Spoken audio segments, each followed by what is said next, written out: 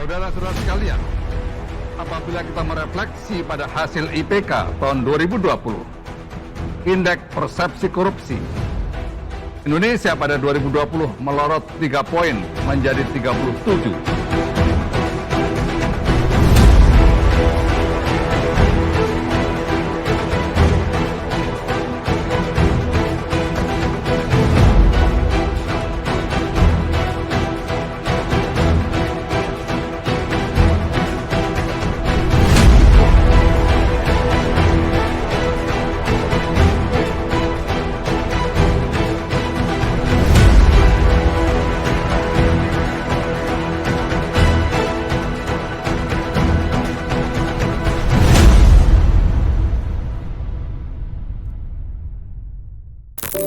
Well. Kalian udah lihat kan video barusan yang kita tampilin buat kalian? Indeks persepsi korupsi Indonesia turun. Ada apa nih? Kok bisa? Lalu apa itu IPK? Yuk, sama gue Nova, gue bakal tuntas itu semua di Tahu gak sih?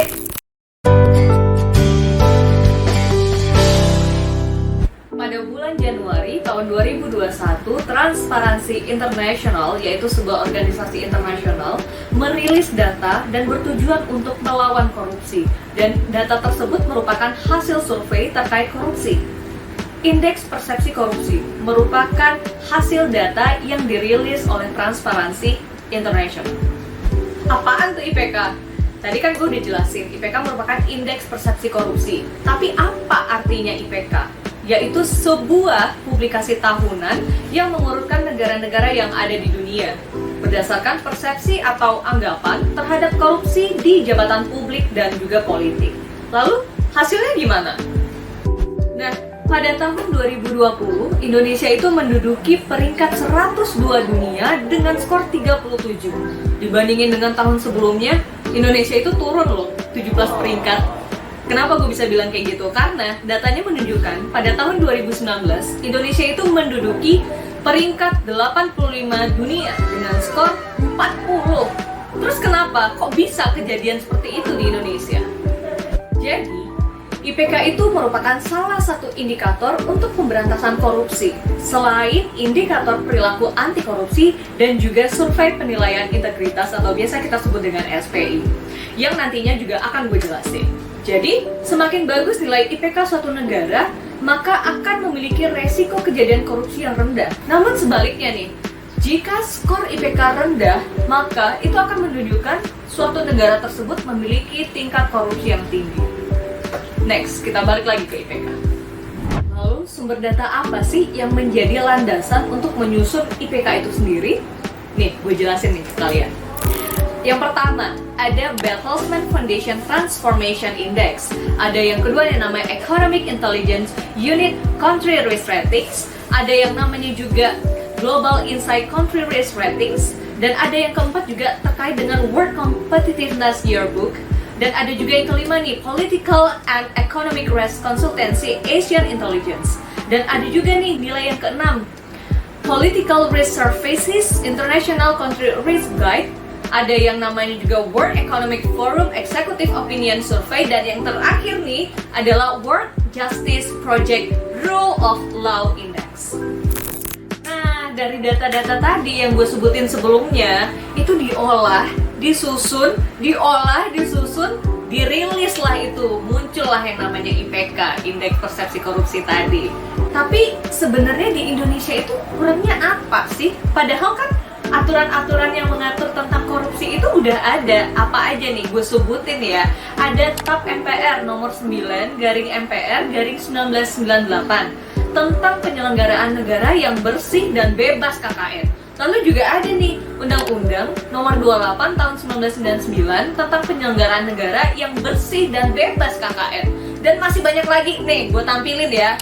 Lu baca semuanya, lu baca, oke? Banyak bro aturan-aturan yang mengatur KKN. Ada 30 delik tindak pidana yang diatur di Indonesia. Tapi masih aja yang ngeyel terkait korupsi. Padahal udah diatur loh di dalam Undang-Undang nomor 31 tahun 1999 dan juga Undang-Undang nomor 20 tahun 2001.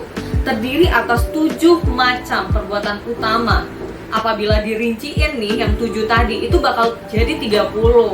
So, kenapa Indonesia jadi makin ngeyel? Eits, tapi masih ada ternyata delik-delik yang diatur dan diadopsi dari KUHP, yaitu Undang-Undang Nomor 3/71 Pasal 1 Ayat 1 Sub C. Apa aja? Nih gue kasih tahu. Pemberian sesuatu atau kayak janji kepada pegawai negeri. Nah, penggelapan dalam jabatan, lalu perbuatan pemerasan, perbuatan curang, benturan kepentingan dalam pengadaan, dan juga nih yang paling penting, gratifikasi.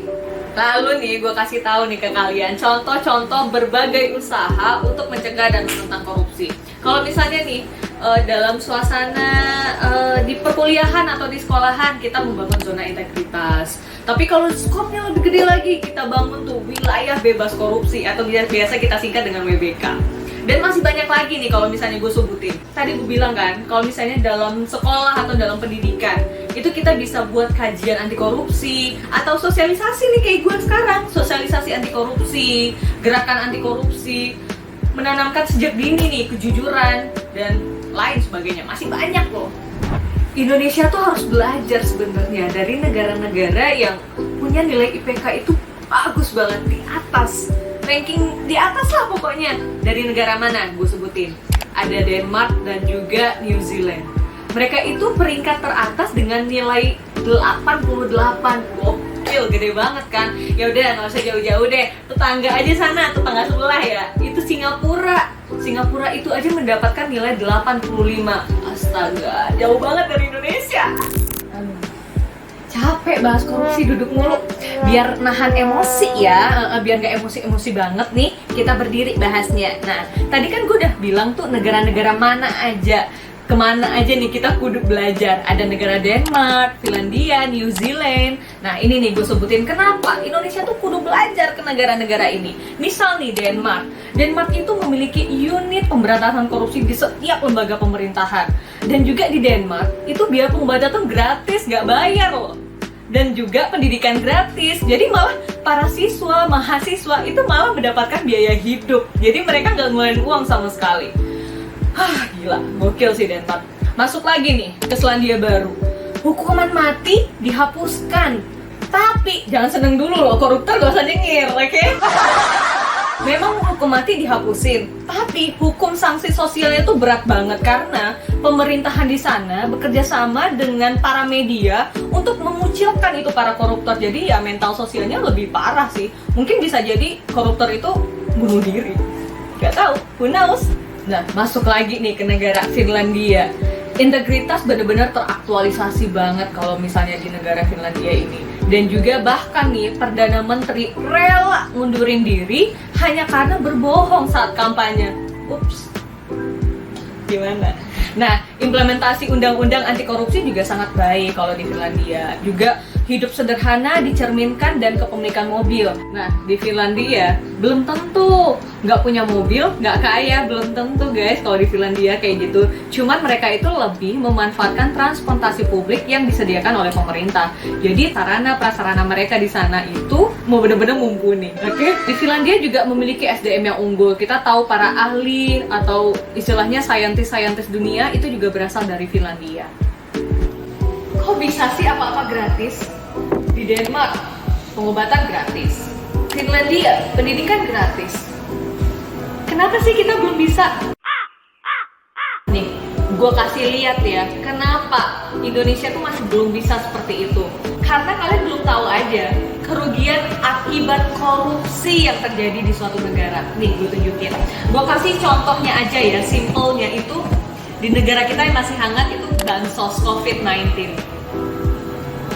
Bansos, bantuan sosial coy, diembat juga, parah banget. Dengan terdakwa mantan menteri sosial kita yaitu Bapak Julia Batubara. Dengan kasus dia itu menerima suap agar bisa menjadi penyedia sembako sebesar 32,2 miliar rupiah yang berasal dari pengusaha Hari Van Sidabuke itu sebesar 1,2 miliar. Bapak Ardian Iskandar itu dengan nominal 1,9 miliar rupiah. Dan yang ketiga, beberapa perusahaan penyedia barang sembako bansos itu sekitar 29,2 miliar rupiah. Lalu, alokasi paket 1,9 juta paket bansos dengan rincian nih. 1 juta paket dari kelompok Herman Heri DKK, 400.000 paket dari grup Ihsan Yunus DKK, 300.000 paket dari Bina Lingkungan, dan yang terakhir 200.000 paket dari Juliari Batubara itu sendiri. Ternyata masih ada loh terdakwa lain di kasus ini. Siapa aja? Mereka merupakan pejabat pembuat komitmen di Kemensos. Ada Bapak Matius Joko Santoso, ada Bapak Adi Wahyono dengan kasus mengumpulkan uang fee sebesar Rp10.000 per paket dari jatah kelompok Bina Lingkungan. Ngumpulin duit. Dengan tuntutan pidana pokok 11 tahun penjara dan denda sebanyak 500 juta rupiah. Sedangkan subsidiar 6 bulan kurungan penjara. Dengan membayar uang pengganti sebanyak 14,5 miliar, pencabutan hak politik selama 4 tahun setelah menjalani masa hukuman. Nah, gue kasih tahu guys, sebenarnya ini kasus masih dalam tahap persidangan, sehingga tuntutan bisa aja sih berubah sewaktu-waktu dan terdakwa juga masih berdalih kalau misalnya mereka nggak melakukan itu. Who knows? Tadi kan kita udah bahas terkait IPK, lalu juga tindak pidana hukum terkait korupsi. Lalu strategi apa nih yang bisa kita lakukan untuk mencegah terjadinya korupsi? Strategi yang pertama, itu ada strategi penindakan, di mana melaporkan tindak pidana korupsi kepada KPK atau aparat penegak hukum lainnya. Lalu eksaminasi atau bedah kasus terhadap putusan peradilan.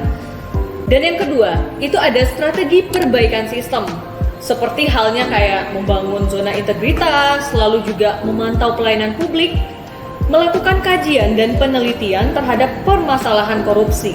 Yang ketiga, strategi pendidikan, di mana strategi pendidikan ini maksudnya adalah insersi pendidikan anti korupsi di sektor pendidikan, dan juga mengembangkan model-model pendidikan anti korupsi. Lalu jangan lupa nih, kita juga harus membuat sosialisasi dan kampanye anti korupsi kepada masyarakat. Misalnya, menciptakan lagu anti korupsi, vlog anti korupsi, menulis cerpen dan juga puisi anti korupsi. Lalu kita juga melakukan penyuluhan anti korupsi kepada masyarakat, seperti halnya yang gue lakukan sekarang ke kalian. Nah, dari semua yang gue infoin ke kalian, bermuaranya kemana sih? Ya jelas, pemberantasan korupsi itu sendiri. Lalu tujuan akhirnya? Ya jelas lagi, untuk mewujudkan cita-cita kemerdekaan Indonesia, melindungi segenap bangsa Indonesia dan seluruh tumpah darah Indonesia, dan untuk memajukan kesejahteraan umum, mencerdaskan kehidupan bangsa, dan ikut melaksanakan ketertiban dunia yang berdasarkan kepada kemerdekaan, perdamaian abadi, dan keadilan sosial.